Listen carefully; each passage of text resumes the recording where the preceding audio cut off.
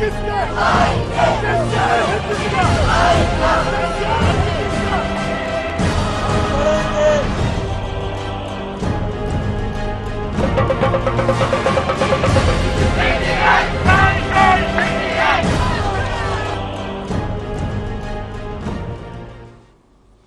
24 में मुजाहिद बेलवी खां आपको खुशामदीद कहता है। और इतवार का दिन पाकिस्तान के लिए बड़ा हंगामा खेज रहा।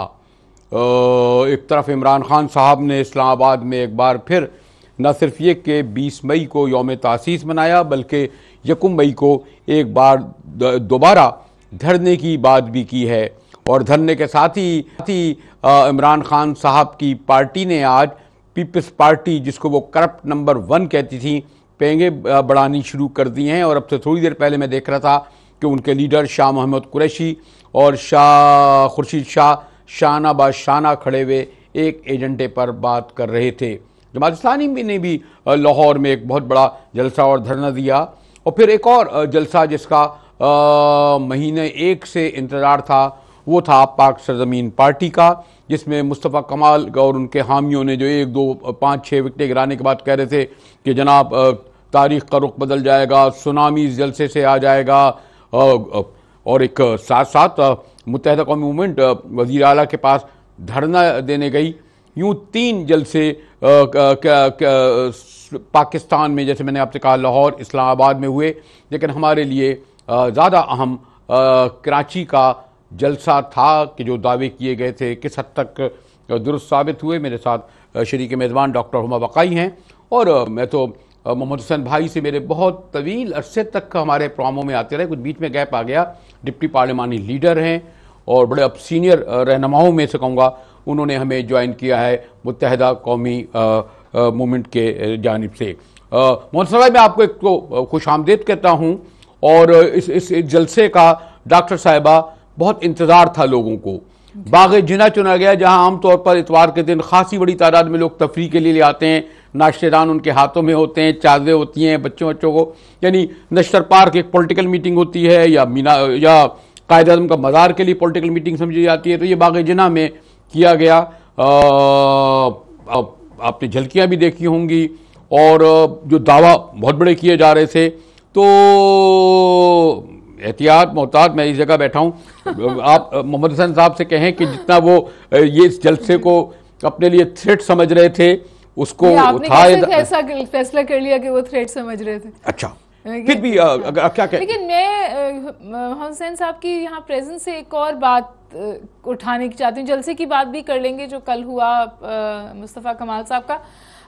आप लोगों ने कल एक प्रेस क्लब के सामने धरना दिया और वाकई उसमें नज़र आया कि माएँ परेशान, बीवियाँ, बच्चे परेशान। एक्चुअली एक सिनेरियो था कि लोग जो हैं वो नहीं लापता लोग हैं और उनकी फैमिलीज़ वहाँ परेशान बैठी हैं। लेकिन जो मेरे जहन में एक सवाल उठता है वो ये कि उसके बाद आपने धरना इस बात पर ख़त्म किया कि चीफ़ मिनिस्टर साहब से मुलाकात हो जाएगी। आज आपकी चीफ़ मिनिस्टर साहब से मुलाकात हो गई और उन्होंने आपको एक तक़वियत की गोली और दे दी। जो चीफ मिनिस्टर जिसके खुद हाथ बंधे हुए हैं, जिसके ऊपर सोशल मीडिया में कहा जा रहा है कि वो किसी फाल ही नहीं है, जो डॉक्टर आसिम के लिए कुछ नहीं कर सके, जो अपनी जमात के लिए कुछ नहीं कर सके, जो जिनकी रिट जो है वो ख़त्म हो चुकी है, उनके पास गए हैं आप अपना मुद्दा लेकर। तो ऐसा लगता है कि और तमाम दरवाजे आपके लिए बंद हैं और एक सिंबॉलिक चीज़ आपको दिखानी थी कि जी आपने कुछ कर दिया। जी मोहम्मद हुसैन भाई। देखिए हुमा बकई साहिबा, ये आपका अपना ओपिनियन हो सकता है, ये आपकी अपनी थॉट हो सकती है। कराची में टारगेटेड ऑपरेशन चल रहा है। उस टारगेटेड ऑपरेशन के अभी तक जो निगरां हैं, जिन्हें कप्तान कहा जाता है, वो वज़ीर आला सिंध हैं। अब हमें नहीं मालूम कि वज़ीर आला सिंध के पास कितने इख्तियारात हैं, कितने वो बाइख्तियार हैं या बेइख्तियार हैं। एज़ ए कप्तान, एज़ ए या निगरां के हम ये समझते हैं कि वो इस ऑपरेशन, टारगेटेड ऑपरेशन के ज़िम्मेदार हैं। और यही वजह है कि गुज़िश्ता 3 सालों के दौरान हमें जो मुश्किलात परेशानियां सामने आई हैं, इस ऑपरेशन के दौरान 5,500 से ज़ायद हमारे कारकुनान गिरफ्तार हुए। आज भी इस वक्त जो मैं आपसे बात कर रहा हूँ 172 कारकुनान गिरफ्तारी के बाद से लापता हैं। 57 कारकुनान एक्स्ट्रा जुडिशल किलिंग उनकी हो गई और सैकड़ों कारकुनान टारगेटेड किलिंग में शहीद हो गए। इसके अलावा घरों में छापों के दौरान ख़वातीन की बेहरुमती, ख़वातीन के साथ बदतमीजी, मारपीट, घर में लूटमार, ये सारे सिलसिले चल रहे हैं। ये कौन कर रहा है? साथ साथ ये पूरा ऑपरेशन इस वक्त ऑपरेशन में कहीं कोई तमीज, ये रेंजर्स की तरफ आपका इशारा है ना? Law enforcement agencies law enforcement agencies और रेंजर्स इस पूरे ऑपरेशन के दौरान जी, और आपकी क़यादत ने पहले भी कहा कि ये ऑपरेशन हमारे खिलाफ हो रहा है। कोई तमीज और कोई तफरीक नहीं रही कि कौन को क्रिमिनल है, कौन जराइम पेशा है, कौन शरीफुल नफ्स इंसान है, कौन मोअज़्ज़िज़ शहरी है। बस रोजाना के छापे हैं, गिरफ्तारियां हैं। मास्टर्स डिग्री में पास किए हुए लड़के गिरफ्तार हो रहे हैं, पीएचडी किए हुए लड़के गिरफ्तार हो रहे हैं। यूनिवर्सिटियों से, कॉलेजों से कोई अपने घर पर जा रहा है, कोई अपने दफातर में जा रहा है, लेकिन कहीं किसी हमें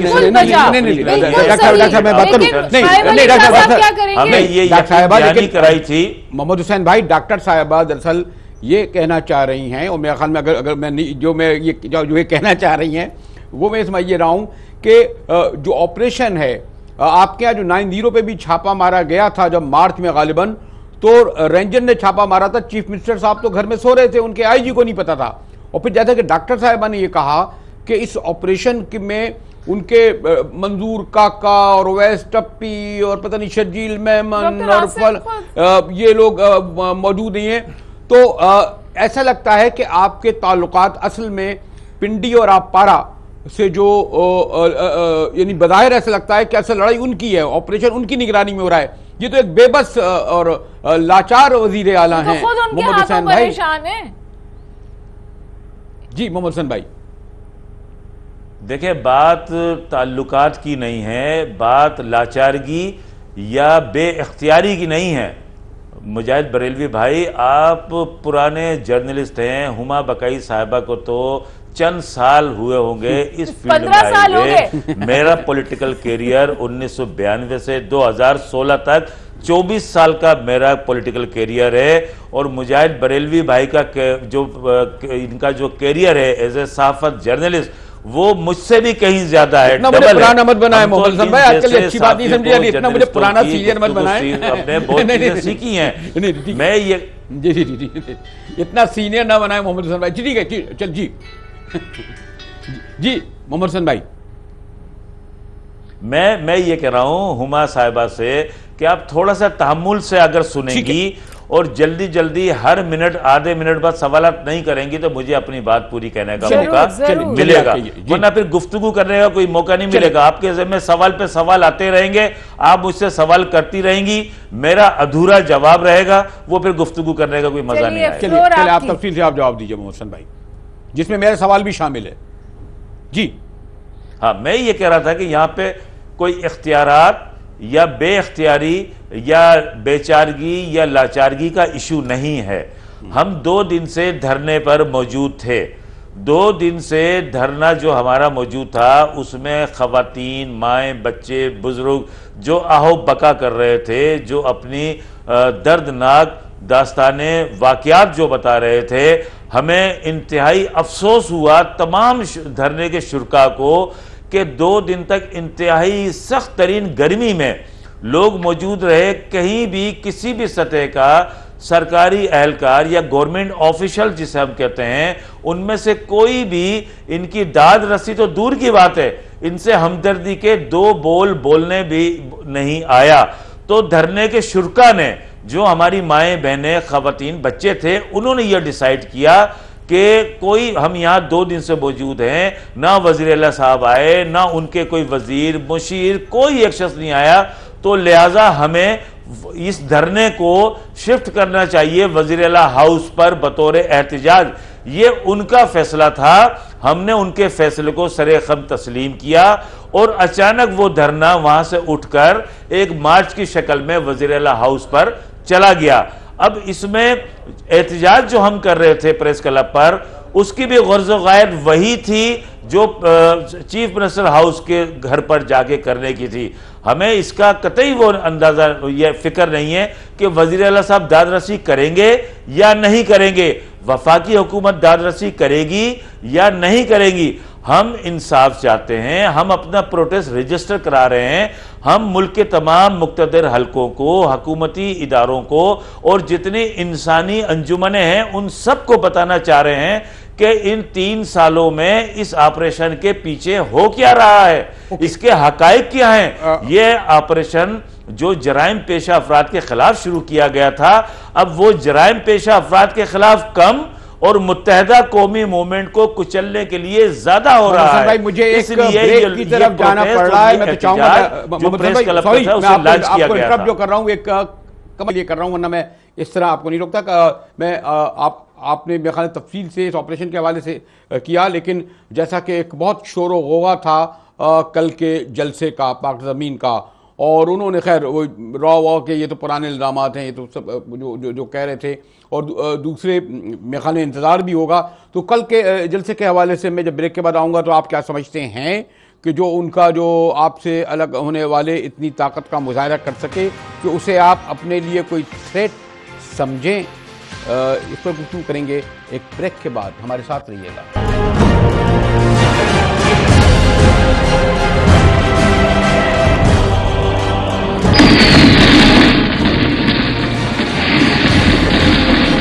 इस जमहूरियत को नहीं मानते जो कि सिर्फ इस्लामाबाद के ऐवानों में हो। जो भी यहाँ पर आया उसने इस शहर में ओपोजिशन जमात का रोल प्ले किया है।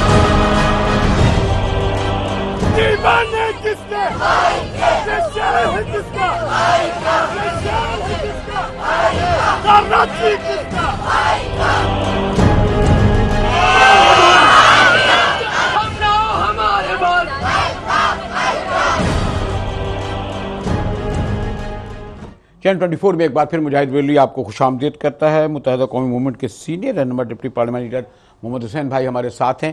डॉक्टर साहब, कल आपने भी जलसा देखा, और ये मैं इसलिए कहूँगा कि जब तहरीक इंसाफ का पहला जलसा लाहौर में हुआ था, जो वहाँ जोशो खरोश था, जो वहाँ एक करंट देखने में आया था, और उनका टारगेट क्योंकि मुस्लिम लीग नून और पीपल्स पार्टी थी और बड़ी शिद्दत से थी, और पिछले 30 दिन से बड़ा बिल्ड किया जा रहा था कि 1 विकेट 2 विकेट 3 विकेट तैयारियाँ ये वो, और एक माशाल्लाह अच्छा बड़ा शान शौकत से वो जलसा भी हुआ। तो मोहम्मद हसन के पास से मैं बाद में आऊँगा, बल्कि ये सवाल इनसे भी करूँगा, आपके ख्याल में ये जलसा जो गैदरिंग कैमरों में की नज़र से नहीं देखें, वो जोशो खरोश और वो जो मोटो या जो कुछ बयान कर सके डॉक्टर साहबा?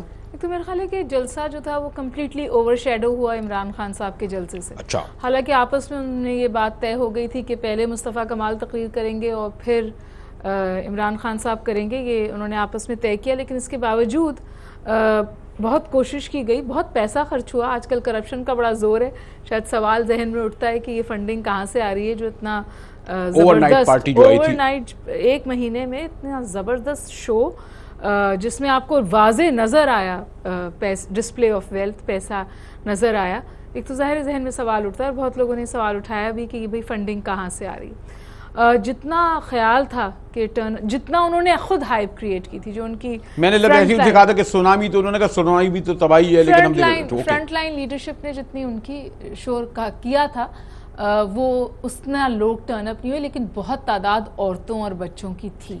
और एक दिन पहले भी उनका फेस्टिवल खासा कामयाब था। So you must give the devil it's due. Imran Khan का फेस्टिवल था और इनका भी फेस्टिवल। आपके ख्याल में सियासी तौर पर, और जो मैंने जो सवाल किया था कि इस जलसे को आप किस तरह देखते हैं, कि आप ये समझ रहे थे, वैसे तो ये आप तो खुद एक पार्टी हैं और वो बहरहाल कहते हैं हम मुत्तहदा में नहीं हैं, हम एक मुल्कगीर पार्टी बना रहे हैं, कॉपी वाई पार्टी बना रहे हैं, वो तहरीक इंसाफ के पास गए, वो ANP के पास गए, वो जमात इस्लामी के पास गए, यानी उन तमाम रवायती जमातों के पास गए कि जो आपकी मुखालिफ रही हैं। तो आप किस तरह देखते हैं, कहते मैं एज ए एनालिस्ट पूछूं मोहम्मद हुसैन भाई?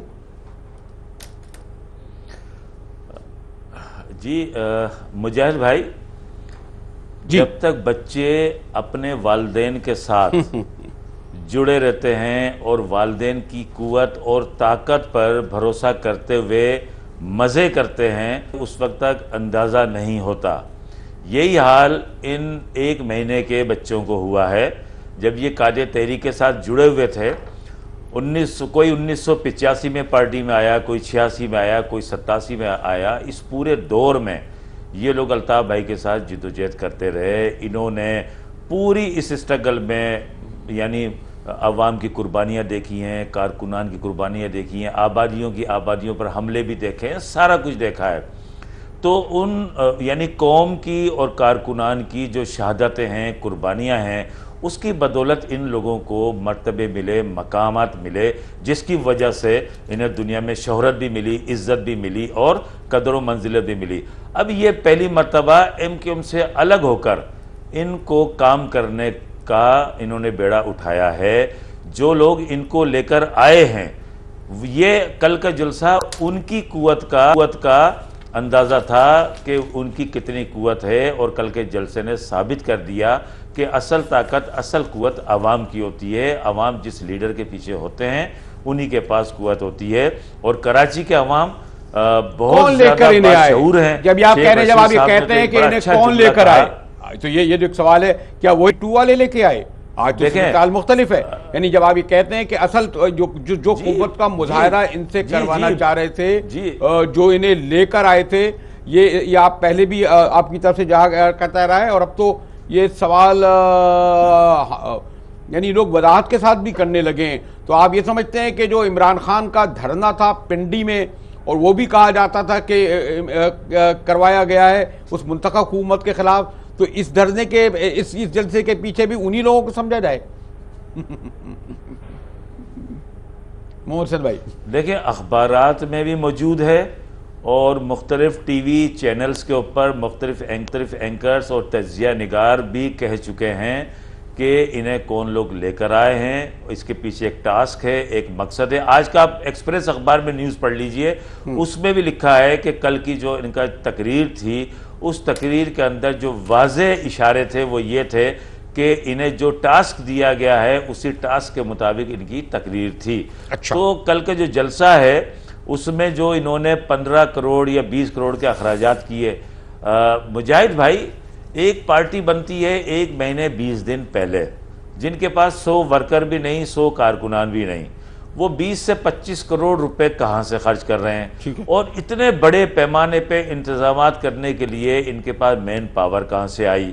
ये सारी चीज़ें 1 महीने से चल रही हैं, और जो समझने वाले हैं, जो आंखें देखने वाली हैं, वो बता रहे हैं कि इन पस पर्दा कौन लोग हैं। अब बात यह कि हम तो ना तो माजी में इस किस्म के प्रोग्रामों से मरूब हुए हैं, ना हम फिक्रमंद हुए हैं। आपको याद होगा तहरीक इंसाफ का यहाँ जलसा करवाया गया, तहरीक इंसाफ का जलसा हुआ, ठीक है, उसको सुनामी करार दे दिया गया, बावजूद इसके उसमें हमारी सपोर्ट उन्हें हासिल थी। अच्छा। लेकिन उसके नतीजे में तहरीक इंसाफ को इतनी बड़ी कुव्वत करार दे दिया गया कि ऐसा लग रहा था कि MQM जो गुज़िश्ता 35 सालों 38 सालों से यहाँ काम कर रही है, उनके लोग यहाँ अवाम में रहते हैं, उनकी सियासत का खात्मा हो गया और PTI का गलबा हो गया। अब ये जो लोग आए हैं 101 महीने 20 दिन पहले, इनको भी माशाल्लाह यही दर्स दिया गया है कि तुम आ गए हो, अब जो जैसा तुम चाहोगे, जो तुम करोगे उस तरह होगा। MQM का चैप्टर क्लोज। तो कराची के अवाम हो, हैदराबाद के अवाम, मीरपुर खास, सक्खर, नवाब शाह, ये वो लोग हैं जिनके वालिदैन ने कायदे आज़म मोहम्मद अली जिन्ना के साथ कमिटमेंट किया तो पाकिस्तान बना के दिखाया। उन्होंने बेगम मोहतरमा फातिमा जिन्ना के साथ कमिटमेंट किया तो उनका साथ दे के दिया, और अल्ताफ हुसैन भाई के साथ जब कमिटमेंट किया तो इतनी मुश्किलात में भी रहे, कुर्बानियां दी, हजारों लोग शहीद हो गए, लेकिन अल्ताफ भाई का साथ नहीं छोड़ रहे। एक और भी आपने बिल्कुल सही कहा कि बहुत सारे मुबस्सिरीन का ख्याल ये है कि इनकी कमर पर किसी का हाथ है, वरना ये इतना ग्रैंड शो पीठ पर हाँ जी, पीठ पर किसी का हाथ है, तो इतना पुष्पनाई का लफ्ज इस्तेमाल हो रहा है, इतना ग्रैंड शो ये इसके बगैर नहीं कर सकते थे। लेकिन उसके साथ साथ मुबस्सिरीन ये भी कह रहे हैं कि शायद इससे आप MQM को तक़वियत मिल रही है, MQM ग्राउंड पे स्ट्रेंथन हो रही है। मुस्तफा कमाल साहब ने खुद कहा कि स्ट्रेंथन हो रही है, लेकिन जिन मसाइल का आप शिकार हैं और जिस तरह के इल्जामात आप पे लग रहे हैं, ये भी एक तासुर है कि एक ऑप्शन क्रिएट हो गई है आपके वर्कर्स, आपके कारकुनान, आपके ओहदेदारों के पास जाकर उससे बचत हासिल करने की, और वो उसको फायदा उठा रहे हैं, उसको इस्तेमाल करें। रजा हारून साहब कहते हैं कि 90% लोग 90 के हमारे कांटेक्ट में, वो अपना फोन दिखाते हैं लोगों को, देखें जी इनके फोन आ रहे हैं। 90% नजर तो नहीं आए वहां पर जलसे में, अगर नहीं मेरा तासुर की बात हो रही है ना, तो सर एक तासुर ये भी है। ठीक है जी, माशाल्लाह आपने रजा हारून साहब का जो जिक्र किया है, जरा रजा हारून की जिद्दोजहद में आपको बताता हूं। 1991 में ये मुल्क से बाहर चले गए, 1991 में ये मुल्क से बाहर गए और 2008 में ये मुल्क में आए, तो 8 और 9 17 साल तो ये मुल्क से बाहर रहे। ना इन्हें यहाँ के लोगों की गिरफ्तारियों का पता, ना यहाँ के छापों का पता, ना यहाँ की शहादतों को पता, ना यहाँ की आवाम की मुश्किलात परेशानियों का पता। मुल्क से बाहर थे तो ऐशो इशरत की जिंदगी गुजार रहे थे। 2008 में आए, 2008 से 2013 तक मिनिस्टर रहे, और जैसे ही 2013 में मिनिस्ट्री से फारिग हुए, इन्हें दोबारा टिकट नहीं दिया गया। 2013 में ये फिर मुल्क से बाहर चले गए। तो 1991 से लेके 16 और 9 25 साल तक ये या तो मुल्क से बाहर रहे या 5 साल तक ये मिनिस्टर रहे। तो रजा हारून साहब को तो अपना खुद का नहीं पता कि वो पाकिस्तान में कितना रहे और मुल्क से बाहर कितना रहे। तो इन्हें हमारे ना तो कारकुनान का पता, ना उहदेदारान का पता है। मोहम्मद हुसैन भाई, मोहम्मद हुसैन भाई, सवाल ये है कि आप लोग ओवरऑल जब चाहे ज़रब ग़ज़ब हो और कई मरहले आए, आपने फौज का साथ दिया, आपने यानी जो इस्टेब्लिशमेंट कहलाती है, और तो जो और मुशर्रफ के साथ भी ताल्लुकात थे, और इनसे भी हमें ये समझ में नहीं आता कि ताल्लुकात किस नौइयत के, यानी उन्हें इसके बावजूद कि आप ओपनली ये इजहार करते रहे हैं कि हम पाकिस्तानी फ़ौज का एहतराम करते हैं, उनके शाना माना चले खड़े हैं, फिर या हम ये समझें कि उनमें से कोई एक उनसर, उनमें से कोई एक हल्का या जिनकी इशारा करते हैं जो लाया गया, तो वो माशाल्लाह कौमी असम्बली में भी हैं, सेनेट में भी हैं, सिंध असम्बली में भी हैं, तीसरी बड़ी पार्टी भी हैं। तो ये एक लोगों को समझ में नहीं आ रहा। और ये जो रॉक इल्जाम जैसे मैंने कहा, ये तो हमेशा लगता रहा है, क्या सबब हुआ, क्या झगड़ा है, और इसका इजहार आप भी करते हुए जरा मोहतात रहते हैं, आप भी मोहतात लफ्ज इस्तेमाल करते हैं, लेकिन ये एक हमें तो बज़ाहिर लग रहा है कि एक बड़ी थ्रेट आपकी पार्टी के लिए थी। लेकिन ये और बात है कि उन्होंने नया नाम रख लिया, कहने लगे हम ये मुल्कगीर पार्टी बनाएंगे, बलोच सिंधी सब लाएंगे। वो कोई हम नई मुत्तहदा नहीं बना रहे, लेकिन मुत्तहदा को पर ज़रबे कारी लगाने की तो कोशिश कर रहे हैं। तो लेकिन उसमें अहम बात वही है, कौन लोग, क्यों?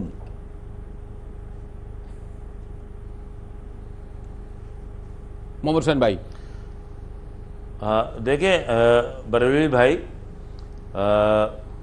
एक्शन जो है ना इनका पहले दिन से, वो एक्शन जो है वो बड़ा क्लियर है कि ये आए क्यों हैं, इन्हें लाया क्यों गया है।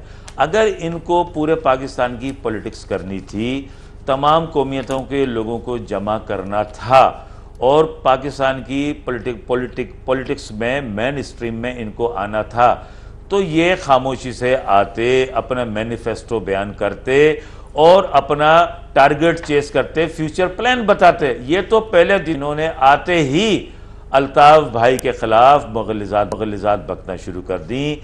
इन्होंने अल्ताफ भाई का कैरेक्टर असैसिनेशन शुरू कर दिया, मुत्तहदा के खिलाफ वाइट पेपर इन्होंने जारी करना शुरू कर दिया। तो इन्होंने पहले दिन से ही, कहते हैं ना कि बिल्ली थैले से बाहर आ गई, तो ये पहले दिन से ही थैले से बाहर आ गए कि इन्हें लाया क्यों गया है और इनसे काम क्या लेना है, किस दिहाड़ी के ऊपर इनसे काम करवाना है। तो इन्होंने अभी चंद रोज पहले खुद ही कह दिया कि जी मुत्तहदा कौमी मूवमेंट के ऊपर पाबंदी लगा दी जाए। तो मेन मकसद इनको लाने का ये था कि MQM के ऊपर मुल्क दुश्मनी के इल्जामात लगाए जाएं, अल्ताफ भाई के हवाले से मुख्तलिफ प्रोपेगेंडे फैलाए जाएं कि खुदा न ख्वास्ता वो आज दुनिया से गए, कल दुनिया से गए, परसों दुनिया से गए, हम अल्ताफ हुसैन की जगह टेक ओवर कर लेंगे, वगैरह वगैरह। तो प्लान तो इनका जो है वो बिल्कुल 1 हफ्ते 15 दिन के अंदर ही मंजर पर आ गया कि ये आए क्यों हैं।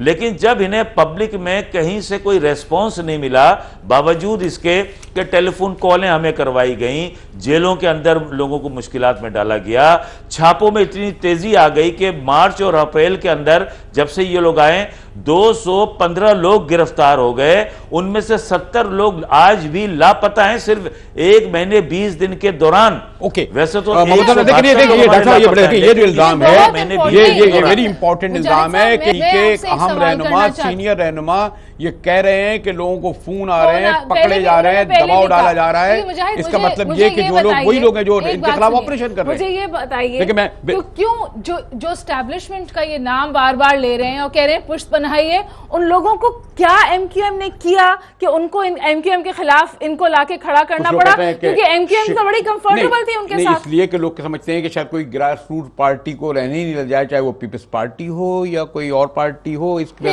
करेंगे हम एक, अब हम जाएंगे एक ब्रेक के बाद और इस पर गुफ्तगू करेंगे। हमारे साथ रहिएगा।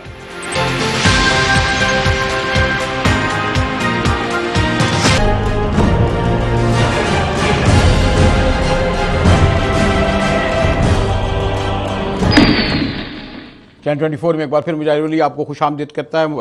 हमारे मोहम्मद हसन भाई मुत्तहिदा कौम के सीनियर रहनुमा साथ हैं। डॉक्टर साहब, अगर मैं गुफ्तगू को कंक्लूड करने की तरफ ले जाऊँ, मसलन कल के एहतजाज के बाद आज गालिबन मोहम्मद हसन भाई एक वफ़द ने पीपल्स पार्टी के मुलाकात की है।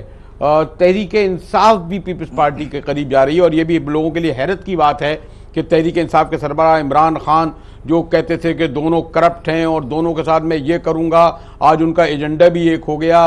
कहते हैं 1 पॉइंट एजेंडा के मियाँ साहब को निकालना है, उनका तो एक अलग मामला है, उस पर गुफ्तगू हम शायद बाद में भी करें।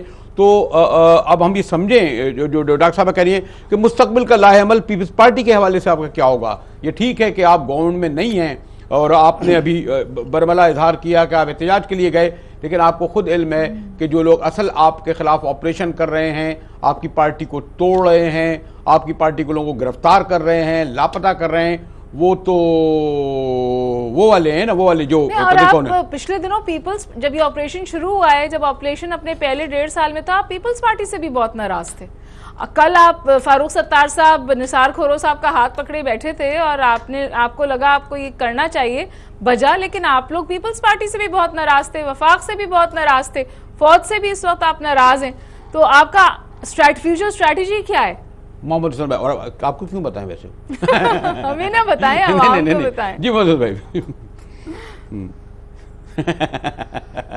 देखें, जो ये पॉलिटिकल फोर्सेस और पॉलिटिकल पार्टीज़ हैं, इनके दरमियान नज़रियात का इख्तलाफ होता है और जिद्दोजहद का भी इख्तलाफ होता है, तरीक़ेकार भी मुख्तलिफ होता है। इसका मकसद ये नहीं है कि पॉलिटिकल फोर्सेस के दरमियान या पॉलिटिकल पार्टीज़ के दरमियान कोई दुश्मनी हो जाए।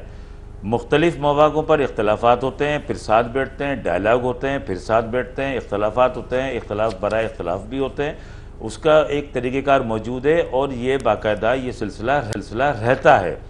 ये दुश्मनी की हद तक कभी भी नहीं जाना चाहिए, क्योंकि अगर दुश्मनी पैदा हो जाए तो फिर एक दूसरे की करीब आना बड़ा मुश्किल हो जाता है। यही वजह है कि जब कल हमारे वफ़द ने मुलाकात की चीफ मिनिस्टर साहब के ऑफिस में, तो हमें ये बताया गया कि चीफ मिनिस्टर साहब नहीं हैं, खैरपुर में हैं और वो गालिबन कल आ जाएंगे। तो चीफ मिनिस्टर साहब ने कहा कि मैं कल आते ही पहले आपके साथ मीटिंग रखूंगा, आपके सारे ग्रीवांसेस सुनूंगा और फिर उसमें जहाँ जहाँ हम जो भी कर सकते हैं, हमारे जो हाथ में होगा हम उसे करेंगे। तो हमने तकरीबन 5 या 6 नुकाती एजेंडा उनके सामने रखा और उस पर एक एक नुक्ते पर हमने तफसील से बात की। सबसे पहला जो हमारा पॉइंट था वो था 172 मिसिंग पर्सनस का, कि जो 3 साल के दौरान लापता हैं। और दूसरा जो हमारा पॉइंट था वो जेलों के अंदर हमारे कारकुनान के साथ जो सलूक हो रहा है वो जेल मैनुअल की खुली खिलाफ वर्जी है और बिल्कुल लोगों को इंतहाई दर्जे का एक किस्म का जहनी टॉर्चर वहाँ पर मौजूद है। उसके साथ साथ तीसरा जो इशू था, पॉइंट था, वो था लांडी कोरंगी मलीर में हकीकी दहशतगर्दों की गुंडागर्दियाँ बदमाशियाँ उरूज पर हैं। वो घरों में घुसते हैं, ख़वातीन के साथ बदतमीज़ी करते हैं, बच्चों को मारते हैं, ऑफिसों में बैठे हुए हमारे UC chairman, vice chairman, councillor को तशद्दुद का निशाना बनाते हैं, लेकिन पुलिस कहीं भी नज़र नहीं आ रही। इसी तरह चौथा हमारा जो पॉइंट था वो था मीरपुर खास और हैदराबाद में MQM के कारकुनों के खिलाफ पुलिस की कार्रवाइयाँ। फिर पाँचवा जो हमारा नुक्ता था, लेकिन मोहम्मद हुसैन भाई लेकिन वो तो अपने मुशीर को, वजीर को कुछ नहीं बचा सके। डॉक्टर आसिम पर जो है बगैर फर्ज जुर्म के इस वक्त वो अंदर मौजूद है। आज तक वो कभी नैब के पास, कभी रेंजर के पास। तो आप जिन साहब वही वो डॉक्टर साहब शेर पढ़ते हैं, वही अत्तार के पता नहीं क्या शेर मिसरा वाला। हमने ये सवाल कर लिया, एक प्रोग्राम का वक्त खत्म हो रहा है। मैं आपसे एक सवाल और पूछना चाह रही थी। इमरान खान साहब ने अनाउंस किया है कि वो सिंध आएंगे, कराची आएंगे। पीपल्स पार्टी और उनकी कुर्बत भी बढ़ रही है, मुजाहिद ने उसकी तरफ भी इशारा किया।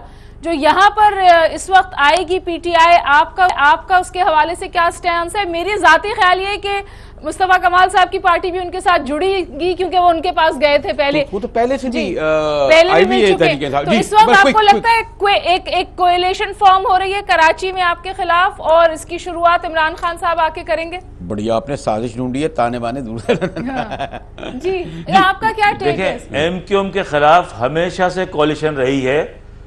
MQM के खिलाफ हमेशा से कोalition रही है। हमने तने तन्हा तमाम कोलिशंस का मुकाबला किया है, चाहे वो जमात इस्लामी हो, उनका MMA बनी थी, आपको याद होगा, पीपुल्स पार्टी का इत्तेहाद, नून लीग का इत्तेहाद, हमेशा सब ने मिलकर हमसे मुकाबला किया है। हमने तने तना इलेक्शन में इन तमाम पॉलिटिकल पार्टीज के इत्तेहाद का मुकाबला किया। आपको याद होगा कि बल्दियाती इलेक्शन हैदराबाद में हुए, उसके अंदर 36 पार्टियों ने वहां नवाज शरीफ साहब के साथ खड़े। इस वक्त जो हो रहा है मुल्क में, जो पब्लिक कैंपेन हो रही है, इमरान खान साहब जब कराची कर दी है, आप कहां खड़े? आप इमरान खान साहब के साथ खड़े हैं, आप नवाज शरीफ साहब के साथ खड़े? खासतौर पर पनामा लीक्स के हवाले से इमरान खान साहब जब कराची आएंगे, हमारी क़यादत से राब्ता करेंगे, और फिर उस टाइम डिसाइड होगा कि इमरान खान साहब का एजेंडा क्या है, क्या वो करना चाहते हैं, तो फिर हमारी पार्टी उसला करेगी। लेकिन अब इस नहज पर आप ये समझते हैं कि आप वज़ीर आला के पास गए, और यकीनन मैं देख रहा था अभी कि आप भी उसमें मौजूद थे, किस हद तक आप मुतमईन हुए? वज़ीर आला बहरहाल वज़ीर आला सिंध के हैं, वो तो कहते हैं मैं बड़ा बाइख्तियार हूँ, और पीपल्स पार्टी बहरहाल पीपल्स पार्टी है। तो जो बातें उन्होंने की आपके सामने, आप शायद इस वक्त ना कहेंगे साईं मेरे हाथ में तो कुछ है ही नहीं, मुझे तो खुद नहीं पता कि मेरा तो मुशीर पकड़ के ले जाते हैं, मेरे तो फ्रंटमैन लोग घरों पे ले जाते हैं, मेरा तो इंफॉर्मेशन मिनिस्टर चला गया है, मेरा तो वो पता नहीं और जो टप्पी क्या नाम था, पता नहीं पिट्टी वो लेके चला गया, अभी कादिर पटेल को अंदर कर गए हैं। तो मोहम्मद हुसैन भाई, आपको मेरी समझ में नहीं आ रहा कि आप पता नहीं आपको किस तरह उन्हें मुतमईन किया होगा?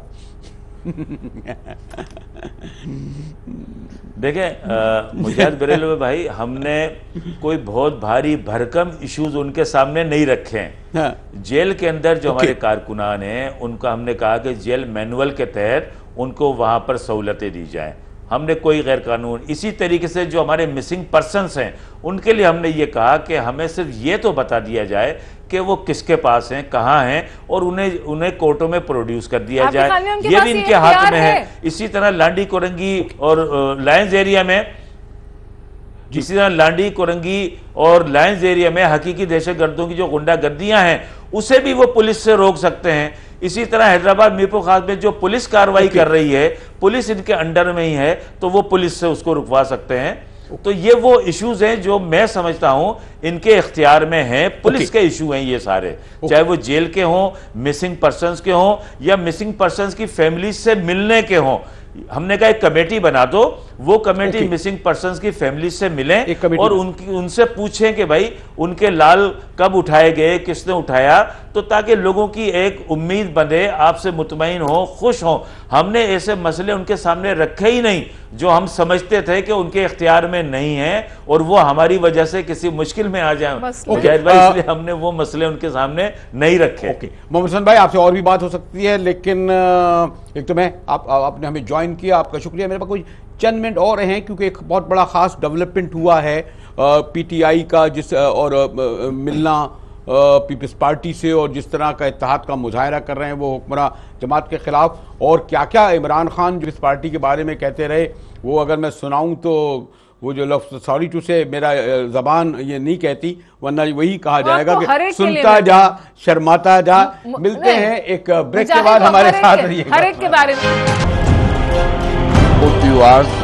जो बनाए गए हैं उनको हम कभी भी तस्लीम करने के लिए तैयार नहीं है। ऑपोजिशन ने हुकूमत का जो मुरत्तब करदा TOR का जो पेपर है उसको हमने मुस्तरद किया। ने ऑपरेशन शुरू किया, दहशतगर्दों की फाइनेंसिंग को पकड़ते हुए वो पहुंचना शुरू हो गए करप्ट पॉलिटिशियंस के पास।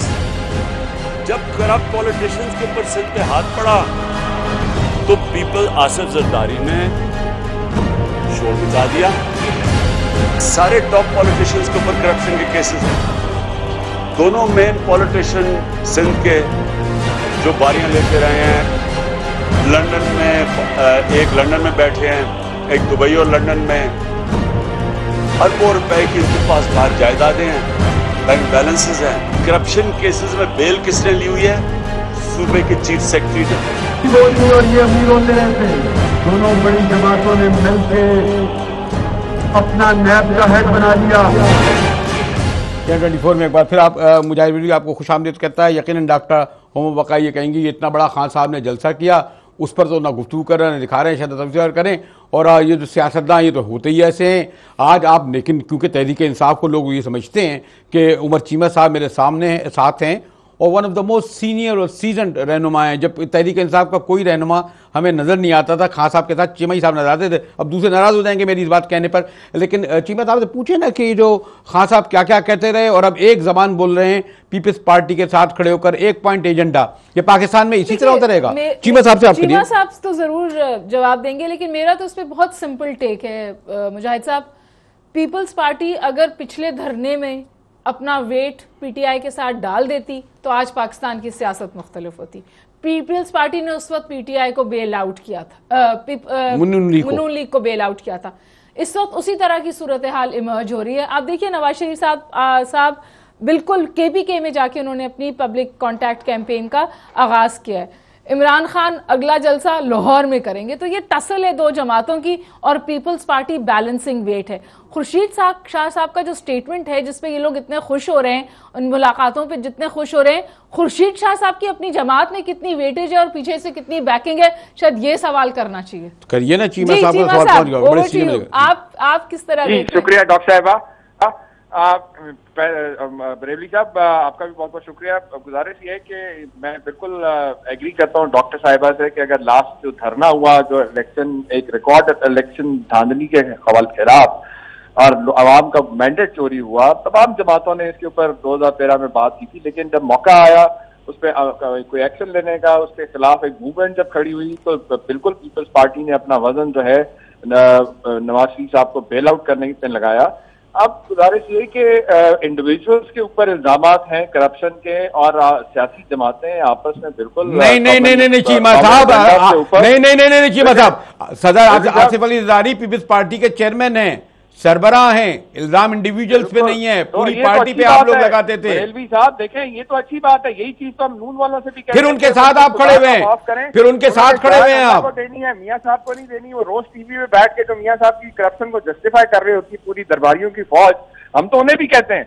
और गुजारिश ये है कि देखें कोई तरीकाकार और कोई ऑब्वियसली एक तमाम ऑपोजिशन पार्टी में मिल के एक मुतफिका का डिमांड कर रहे हैं कि एक सबके इत्तेफाक राय से TOR बनने से जुडिशल कमीशन दे पनामा लीक्स के ऊपर इन्वेस्टिगेशन करे, जबकि आपको भी पता है कि हुकूमत की जाने से जो TOR की बेसिस पे जुडिशल कमीशन बनाने को कहा गया वो तो महज एक बदनीति की बुनियाद के ऊपर है कि इशू को डाइल्यूट कर दिया जाए, इतना फैला दिया जाए उसका दायरा कहाँ कि ना इन्वेस्टिगेशन हो ना कोई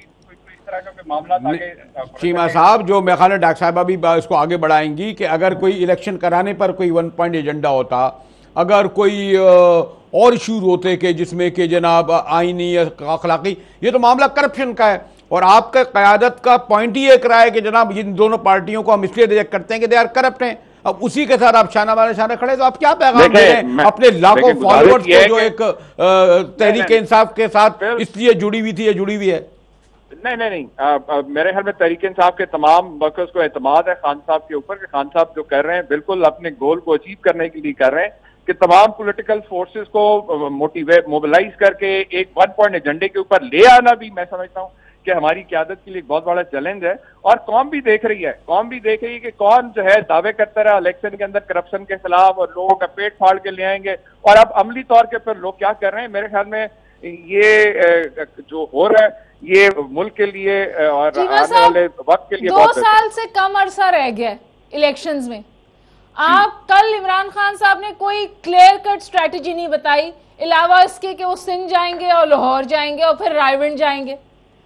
इन द मीन टाइम दो चीजें डॉक्टर साहब आपको भी पता है, in the mean time Nawaz Sharif साहब ने एक पूरी कैंपेन शुरू कर दी है। उन्होंने आज जाके केपीके में चेक बांटे। 28 साल बाद वो इस इलाके में गए, खुद कह रहे हैं कि मैं इतने अरसे बाद आए हैं, तो साफ नजर आ रहा है हुकूमत के ये क्रेडिट तो हमें दें कि हमने प्राइम मिनिस्टर को कम से कम पीएम हाउस से वहां तक पहुंचाया। तो आपका यही ऑब्जेक्टिव है, इसके बियॉन्ड कोई ऑब्जेक्टिव नहीं है। आपका ऑब्जेक्टिव ये है कि पीएम प्रोएक्टिव हो जाए, बस ये ऑब्जेक्टिव है आपका। डॉक्टर साहिबा गुजारिश ये है कि ऑपोजिशन का काम ही होता है। आप ऑपोजिशन को भी अवाम ने जो उन पर एतमाद किया है, हमारा काम है कि हम एक मौसर और जिम्मेदार ऑपोजिशन का रोल प्ले करें, ना कि मुकमुका और नूरा कुश्ती। आपने देखा होगा पीटीआई ने कम से कम एज एन ऑपोजिशन ये ना नूरा कुश्ती की है, ना ही मुकमुका के ऊपर कोई ऐसी बात की है। बात गुजारिश ये है 2 हफ्ते होने को आ गए, प्राइम मिनिस्टर जो है आप तो उसी मुकमुका जिनको आप कहते थे ये एक दूसरे इन्होंने बारियां लगाई हुई है, आज उन बारियां लगाने वालों के साथ खड़े हैं आप। नहीं तो आप हम कोशिश कर रहे हैं कि इनकी पार्टनर टूट जाए ना जी, हमारी तो कोशिश सिस्टम से ऊपर अगर ये पार्टनरशिप ना टूटी तो ये निजाम ऐसे ही चलता रहेगा। ओके जी, चलिए आपकी स्ट्रैटेजी ये है कि आप पीपल्स पार्टी और पीएमएलएन की पार्टनरशिप तोड़ दें। आपने ये ऑन रिकॉर्ड कहा है आज। और आपसे पार्टनरशिप हो जाए, और आपसे पार्टनरशिप हो जाए। नहीं, हमारी पार्टनरशिप नहीं, ये कम से कम कौम के साथ जो इन्होंने वादे किए हैं उसके ऊपर अमल करने के लिए हम इनको राय रास्त पे लाने की चीमा साहब क्योंकि एक सॉरी टू से आपको पता है मैं तो आपकी पार्टी को डे 1 से फॉलो कर रहा हूं, और जो बड़ी स्ट्रेंथ आपके जलसों जुलूसों में नौजवानों की आई थी और है भी होगी अभी भी, माशाल्लाह कल बहुत बड़ा जलसा था, लेकिन उसमें बुनियादी बात है लोग अभी तक इस पे इब्हाम होगा, कंफ्यूजन होगा, आप क्लियर नहीं कर सकते इस तरह खुर्शीद शाह साहब के साथ शाह मोहम्मद कुरैशी खड़े होकर। मैं तो समझता हूं खुद आपकी पार्टी में विदिन इस बात पर डिबेट होगी और डिबेट होनी भी चाहिए। मोहतरम चीमा साहब देखिए, पीपल्स पार्टी आपके साथ इसलिए आके खड़ी हो गई है क्योंकि उन्होंने कहा है हमारा एहतसाब ना हो, पहले नवाज शरीफ का एहतसाब हो तो हमारी बचत हो जाए। हम वो आपके साथ इसलिए आके खड़े हो गए। डॉक्टर साहिबा अगर मियां नवाज शरीफ साहब का एहतसाब होगा तो उसके बाद पूरे बाकियों का भी एहतसाब होगा। ये नहीं हो सकता है पनामा लीज के अंदर जो बाकी हैं वो बच जाएंगे, ना ही हम किसी को बचाने के लिए कोई कोशिश करेंगे। मैं जो अर्ज आपसे कर रहा हूँ, गुजारिश ये है कि खुर्शीद शाह साहब इस वक्त अपोजिशन लीडर है नेशनल असेंबली के अंदर, एक जमात के शाह महमूद कुरैशी साहब को भी मैंडेट दिया गया है हमारी लीडरशिप की तरफ से कि वो बाकी पॉलिटिकल पार्टीज को जो है मोबिलाइज करें और इस 1 पॉइंट एजेंडा के ऊपर लेके आए, और आपके सामने है। वरना मियां साहब तो इस दफा भी जो है निकल गए थे इस सारे मामले के अंदर, आपके सामने ही है कि जिस तरीके से पहले ये रिटायर्ड जज के तहत जो बनाने चले थे और कोई पार्लिमानी कमेटियों की बात कर रहा था, तो ये तो मैं समझता हूँ कि काफी अब चीजें जारी है कि तमाम ऑपोजिशन मिलकर जो है के ऊपर। मोहतरम उमर चीमा साहब इस मसले पर तो तफसील से गुफ्तगू के पाकिस्तानी सियासत में बहरहाल ये एक टर्निंग पॉइंट ही समझा जाएगा हालिया सियासी तारीख में कि तहरीक इंसाफ और पीपल्स पार्टी एक साथ खड़े हैं। जिसमें डॉक्टर साहब थैंक यू, मेरे ख्याल कल इस पर तफसीली गुफ्तगू करनी चाहिए। मुजाहिद बिन को इजाज़त दीजिए, आपके सामने फिर इसी वक्त कल हाजिर होंगे।